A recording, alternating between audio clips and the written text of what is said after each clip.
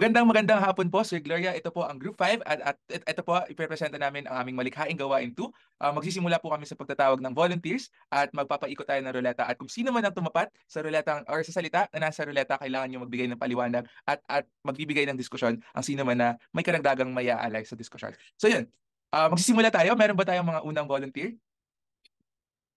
Ayan, mukhang may nag-volunteer. Hello, Keisha. Keisha, Hello game po. ka na ba? Game na po. Okay. Well, maikutin natin yung ruleta. Ayan, ang iyong salita ay kabataan. Okay.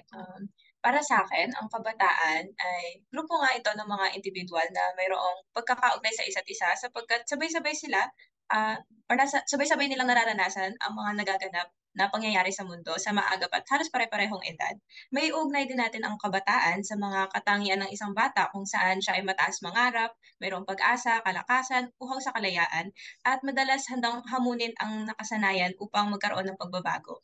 Bagamat nakikita ito ng mga matatanda bilang kahinaan at hindi paggalang, ito rin ang nagsisindi ng apoy para sa mga revolusyon.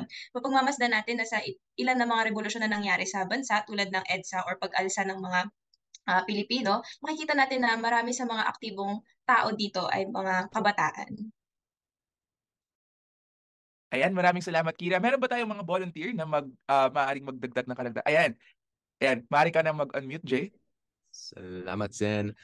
So, sige, so siguro sa konteksto ng panitikan ang mga kabataan, makikita natin na sila yung nag-initiate o lumalaban para sa pagbabago na sa ating lipunan. Kaugnay ng halimbawa ni Kiran ng EDSA Revolution, mayroon tayong mga non-fiction na aklat tulad ng dekada 60 o mga makasaysayang mga salaysay ng mga paghihirap at kawalang katurungan na hinarap ng mga maraming Pilipino sa ilalim ng pamamahala ni Ferdinand Marcos nung panahon ng martial law. At parang at the forefront or parang sa harap ng laban, parang ganun, yung mga kabataan. So ilan lamang sa mga halimbawa ay siguro si Luwalhati Bautista at ang mga aktivista sa UP na nagsimula ng unang quarter storm. Yun lang. Thank you. Ayan, maraming salamat, Jay at Kira, sa diskusyon natin sa kabataan. Maaari na tayo mag-proceed sa kasunod na salita. Meron ba tayong volunteers? Me. Ayan, meron tayo. Go, Arian. Mag-spin tayo ng ruleta para sa iyong salita.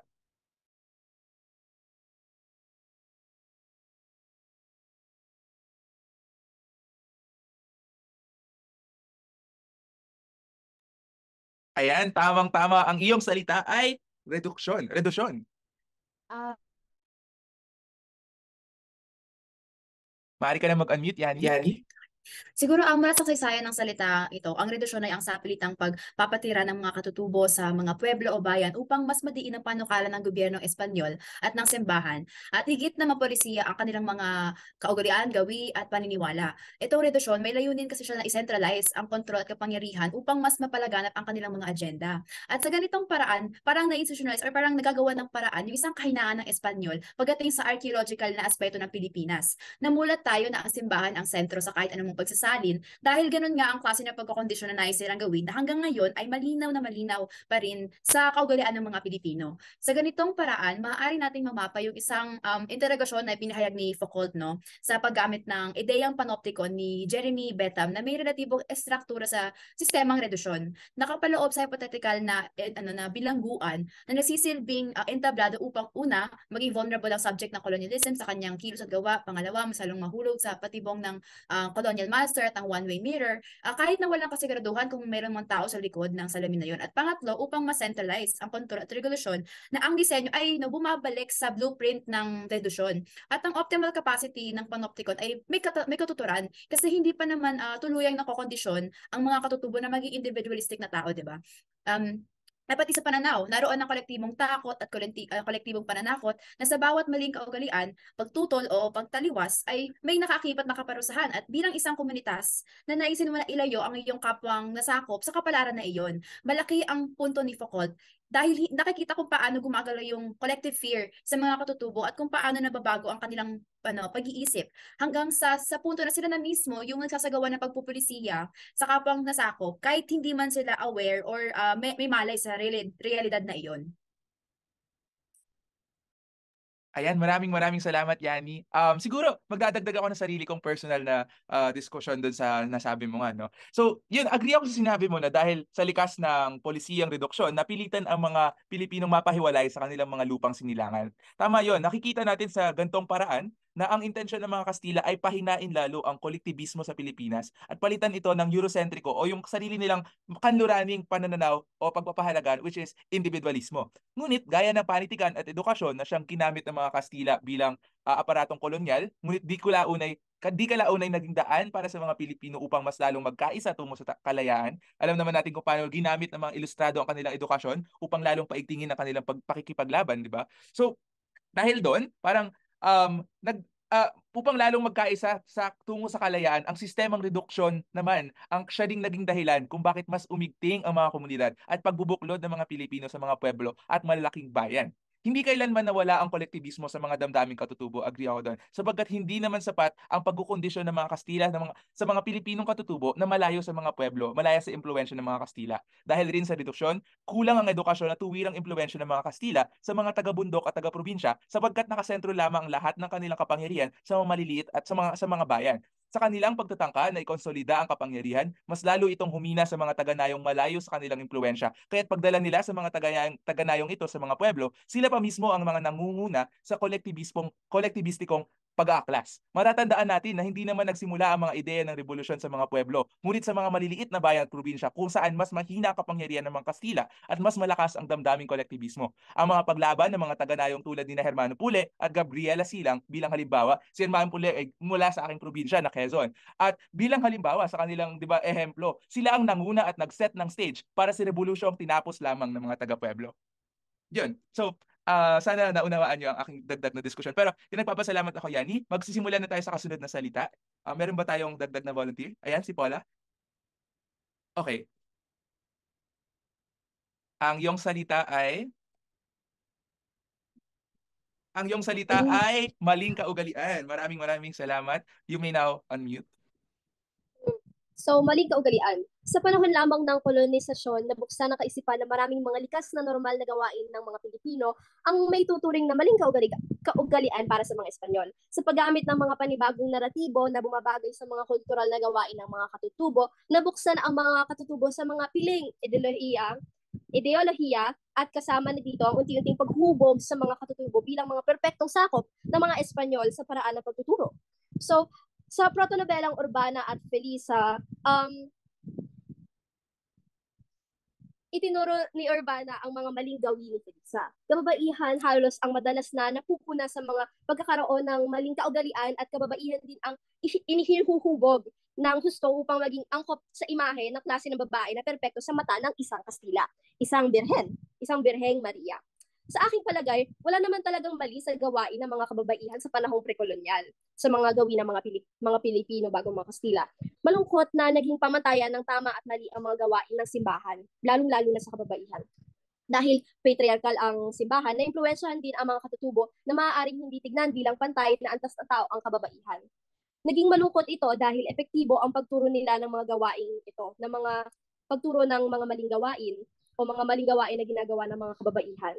At ang epekto nito ay gumawa ng malaking pagkakaiba sa ating kaugalian bilang mga Pilipino ngayon. So, naging transhistorical na siya.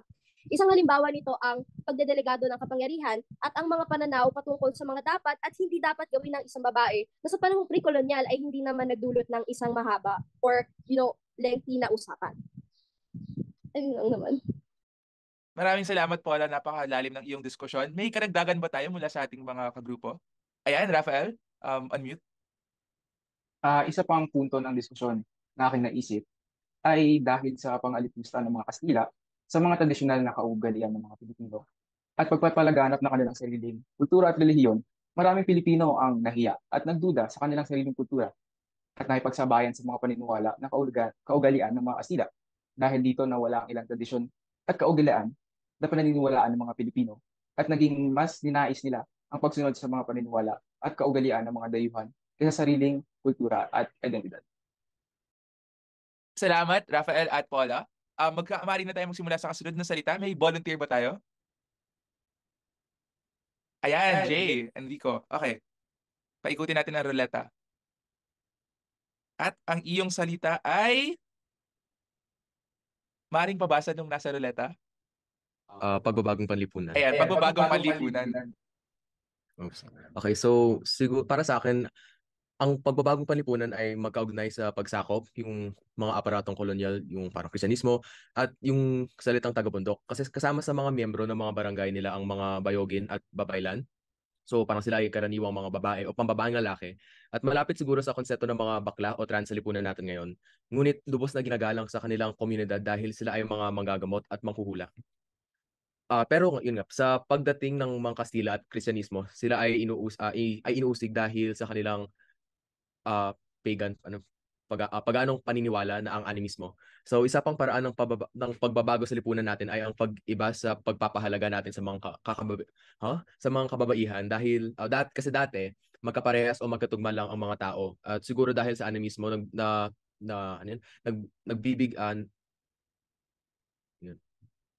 nabigyan sila o tayo ng pagkakataon na makita ang halaga ng mga bagay kahit gaano kaliit sa kalikasan natin. Yun lang po. Salamat. Salamat, Jay. May karagdagan ba tayo doon? Sino maaaring Ayan, go, Kisha. Opo.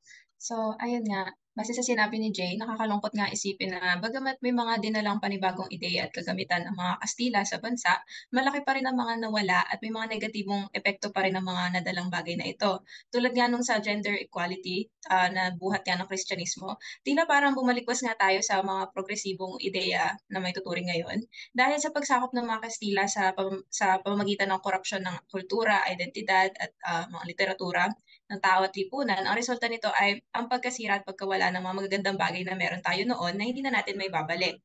Halimbawa nga sa sitwasyon na ito ay yung mga orihinal na poetika at literatura ng mga katutubo na pinantan ng mga poetika na nakasentro sa Kristyanismo. Bagamat andun pa nga yung folk consciousness, meron pa rin tayo mga bagay na hindi na natin malalaman kasi nga nawala na ito.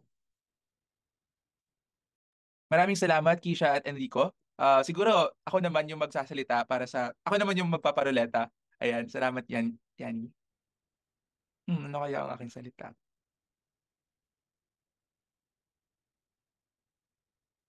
Aparatong kolonyal. Okay.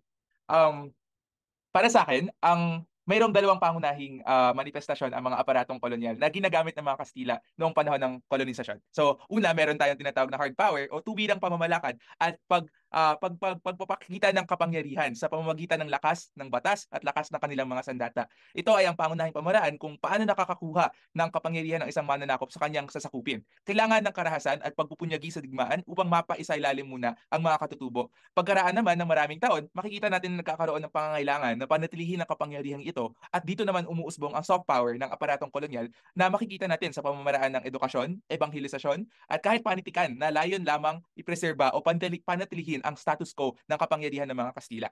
Gayunpaman, bagamat ang mga aparatong kolonyal ang siyang ginagamit ng mga Espanyol upang panatilihin ang kanilang kapangyarihan, ang parehong mga sistema at institusyon na ito ang siyang nagbibigay daan sa mga Pilipino na maabot ang kasarinlan. Sa pag-akyat ng mga Indio sa lipunan, ang sistemang edukasyon mismo ang nagsindi ng kanilang mga isipan at kahit ang Kristyanismong pinamana ng mga Kastila sa atin ay naging isang sandigan ng mga mamamayan upang maghangad ng kalayaan. Makikita natin ito sa pagpapalaganap ng pasyon ni Jesus, isang aparatong kolonyal na bagamat tinangkang palitan ng oral na tradisyon ng mga katutubo ay naging susi pa sa damdaming revolusyonaryo ng mga Pilipino noong panahon ng Kastila sapagkat nakita nila ang kanilang mga sarili at kanilang mga pagsubok sa pagsubok na naranasan ni Jesus.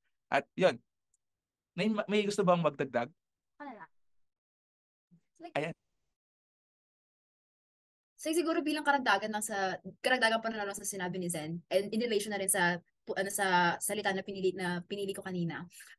Kahit nagmula yung mga aparatong kolonyal sa mga Espanyol na may intensyon nga na kontrolin ang mga katutubo, napatunayan ng kasaysayan na may kakayahan ng mga Pilipino na bawiin o basagin ang mga bagay na ito. Hindi absoluto ang mekanismo ng pananakop at mangyari na ito ay nabubuwag. Gaya na nga sa sistema ng redusyon, di ba, na kahit ang pundasyon ng sistema ito ay nakakaiba sa aparatong kolonyal, hindi may pagkakailan na binawi ito ng mga Pilipino at nagbunga ang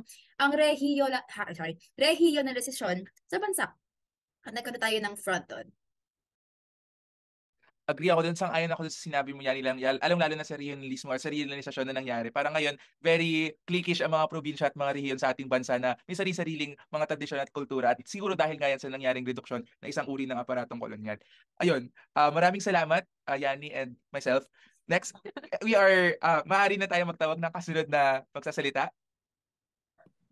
Ayan, Rafael, ang salita mo ay taga-bundok. Maaari ka na mag-unmute. Alright, taga-bundok. So, sa isip ko, ang mga taga-bundok ay mga katutubo na nanatili sa kabundukan at madalas mahirap maabot ng Espanyol. Kaya hindi sila magawang ma-evangelize. Sa triangle of power, sila yung mga bruto salvajes. Niluluklok sila ng mga Espanyol sa ganoong titulo upang ma-establish talaga yung mga gap sa mga tao noon. Ang konsepto ng civilized at uncivilized upang mabitawan ng mga katutubo ang ganong klase ng pamumuhay at yakapin ang pamamaraan ng Espanyol. Ito ay isa lamang paraan upang mapalawak ang kontrol ng Espanya sa mga katutubo. Ito ay ating may kokonet sa salita na tagabayan na kahit ngayon ay prominente pa rin sa ating realidad. Na iba nga lang ang konteksto. Para sa akin, doon nabuhay ang idea na kapag nakatira sa mga liblib na lugar, ikaw isang out of touch na tao, ngunit kapag ikaw ay nakatira sa mga syudad, iba ang turing at pananaw sa'yo. Maaari rin nating bigyan diin ng papel ng mga taga-bundok bilang nagtataguyod ng kanilang sariling kultura at pamumuhay at kung paano sila nagtagumpay sa pagpigil ng pagpasok ng kolonyalismo sa kanilang teritoryo. Bagaman hindi sila nakatugon sa paniniwala at practice ng mga Espanyol, hindi ibig sabihin na hindi na sila sibilisado. Sa halip, maaaring tignan ang kanilang uri ng pamumuhay bilang isang alternatibong paraan ng pagpapakita ng pagiging sibilisado, na kung saan ay may sariling kultura, pamumuhay at mga kagamitan. Sa pagpapalawak ng ating perspektiba sa salitang taga-bundok, maaari nating maunawaan ang pagpapahalaga sa iba't ibang uri ng pamumuhay at kultura at kung paano ito nakapagdulot ng pagbabago at pag-unlad sa ating lipunan. Ayan, maraming salamat, Rafael. Mayroon ba tayong volunteer ulit para magdagdag? Paula, Slay, maaari ka na mag-unmute. So nalungkot ako sa ideya na katabi or kaakibat na kasama na ng salitang taga-bundok ang definisyon na ayun, uncivilized o like nakukumpara na sila at natatawag na silang uncivilized. Parang sumasang-ayon ako sa mga punto ni Rafael at may dadagdag ko rin yung transhistorical na epekto dahil kinondisyon tayo upang husgahan ang mga ganitong gawain sa mata ng simbahan. Ginawa nating pamantayan ng tama at mali ang simbahan, ang gawain ng mga Kastila. Kaya maaring nahusgahan natin yun noon o yung mga ninuno natin nung na-evangelize sila, parang naging mali na yun para sa kanila. Ang nakakalungkot lang dito ay matagal na tayong malaya sa mga Espanyol, ngunit ang epekto ng simbahan, ang epekto ng itinaguyod nila na relihiyon sa bansa natin, ayun pa din ang pamantayan natin. Kaya naihusgahan pa din natin ang mga Kastila, ang kababaihan, like lahat ng punto na napag-usapan natin dito, parang sa utak natin, ayun pa din yung, parang nakondisyon na yung utak natin doon. Kaya nahusgahan na natin bilang uncivilized yung mga taga-bundok, kung isipin natin, sila yun nga katulad ng sinabi ni Rafael, sila yung nagpapayaman ng kultura natin at sila yung mga original na nandito. Kaya marapat na sila dapat na payamanin palalo natin, respetuhin natin at bigyan natin ng gawad dahil sila yung nagsimula at sila yung original na nagpayaman ng kultura natin. Ngunit sila ang pinakahinuhusgahan sa ating bansa. Dahil yun nga uncivilized, dahil hindi siya sa mata ng lipunan ngayon. Ayun na naman. Tama Paula. Marami kang nasabi at naniniwala rin ako na sa lahat ng ating mga napag-usapan ngayon, tama ka dun na makabuluhan pa rin siya hanggang ngayon at nananatiling malaki ang naiwang bakas ng mga Kastila sa ating lipunan. At makikita natin yun sa lahat, kahit sa atin na yun na isang Jesuit, isang institusyon, 'di ba? Makikita natin ang bakas nila sa lahat ng ating aspeto ng lipunan. Kaya mukhang naparaanan na natin lahat ng lahat ng mga miyembro sa grupo. Muli nagpapasalamat ako sa ating lahat sa ating makabuluhang diskusyon at yun, maraming salamat rin po Sir Gloria sa pakikinig. Alam po.